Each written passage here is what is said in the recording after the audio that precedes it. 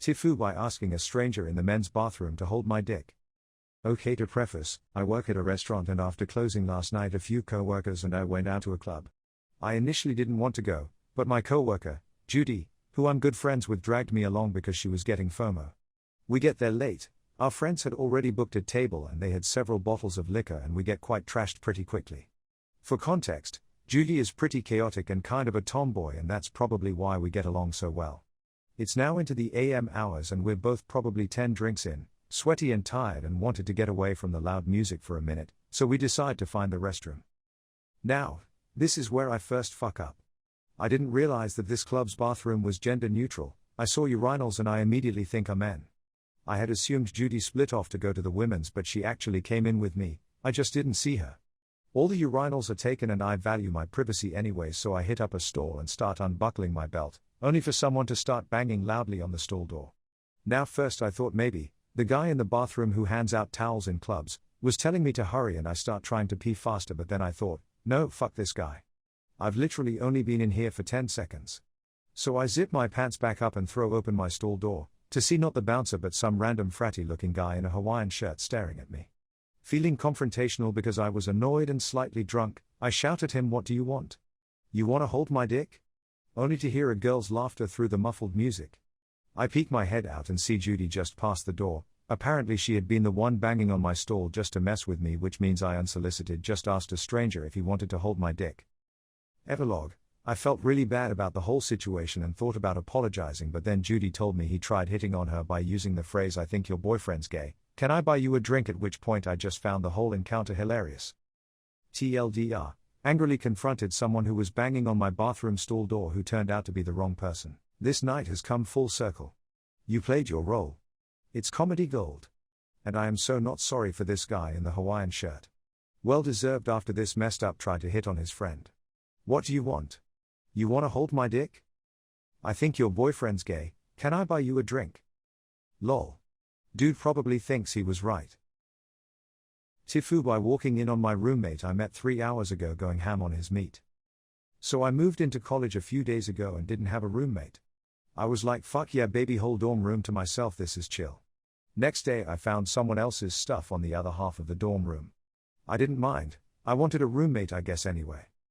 So I meet the dude, total stoner, he's cool as fuck. We immediately knew it was gonna be a good year, we were chiefing a THC cart for hours. Here's where it all went wrong. I left my dorm while he was still in there to go hang with my girlfriend for a little bit. I was gone not but 45 minutes and I was going to bring my girlfriend to my dorm to meet him. I did the whole keys jiggle, talk a little bit, just let him know I'm about to come inside in case he was doing anything private. And oh boy he was. His bed faces straight ahead, so I walk in and see his leg on his bed. I assumed he was just sleeping. I walked in farther and saw him going absolute fucking mad on his dick, beating the fuck out of it.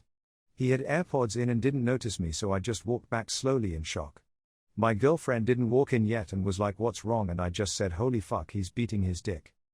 TLDR. Left my dorm room for a while. Came back 45 minutes later, announced that I was walking in jiggling the keys, clearing my throat, and walked in on my new roommate I met 3 hours prior going absolutely X Games mode beating his dick. What kind of madman lives in a single room with a roommate and whacks off with AirPods? He deserves every walk-in he gets. It was his first day in the dorm as well. Should have pulled one of the AirPods and said, "What you watching, bud?" This is the way. The fact you didn't pull yours out and start beating set the tone for the year. You fucked the vibe all up. The only way to make this right is while he's sleeping one night, stand in the middle of the room and start pounding, vigorously, talking lotion everywhere and all, crying. You owe him this. TIFU by being too cuddly. So there I was running errands with my husband. I'm a former teacher but now work in a different industry, and I realized one of my former students was working as a clerk at our bank. We visited a while and then had to go. Our next stop was the grocery store. I'm in produce picking out veggies when my husband points out that our daughter's girlfriend is also shopping there. This is strange because our daughter's girlfriend is supposed to be traveling abroad right now. We ask her what she's doing home and she tells us her trip fell short because of a family emergency wedding, which seems strange but we shrug it off.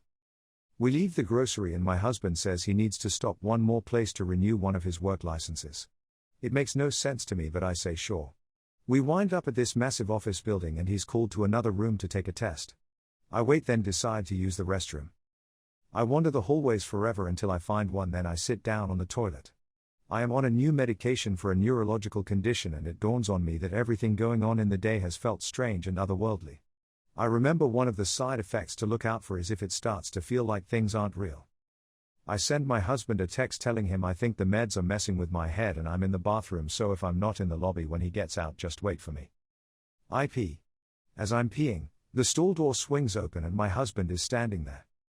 He asks, "Are you peeing?" I ask, "What?"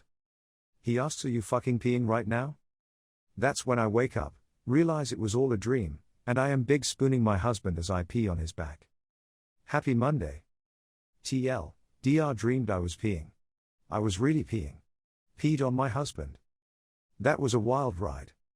The first, it was all a dream plot twist that I can live with. Amazing. I 100% thought this would end in a surprise party. Surely did not foresee the dream pee. Great story. TIFU by trying to help a ferret-owning Karen and assuming her pet. Just happened this weekend. I work at a large pet store here, and we had a middle-aged woman come in, looking around a little lost like she didn't know where she was going. I noticed her while stocking shelves, and when I got closer to her it was obvious she was a ferret owner, if you know what I mean. Sorry, ferret people, but I can definitely always smell you. Probably more so because ferrets aren't descended here in the UK like they are in some places like the US, where I used to live. I don't mind much, I guess you can't, working at a pet store, but it's certainly always noticeable on every single person I've ever rung up at the register who bought ferret supplies. So I thought, oh, that makes sense, the ferret stuff is a bit tucked away, so I said, "Excuse me, are you looking for the ferret aisle? It's around that way." At first she seemed happy and thanked me, and started walking off in the direction I pointed, but then suddenly she stopped and faced me and said, "Wait a minute, how did you know?" Well, that was awkward. I didn't know what to say, so I said, "Well, you know, I can just sort of, tell, working here, you know, or something dumb like that." She said, "You're trying to say I stink, don't you?" And I say, "Well, you know, every animal just has their own smell and it's okay." And she got upset and said, "Well, that was very rude. I'm not a slob, I showered just before coming here," and stormed off for the ferret aisle.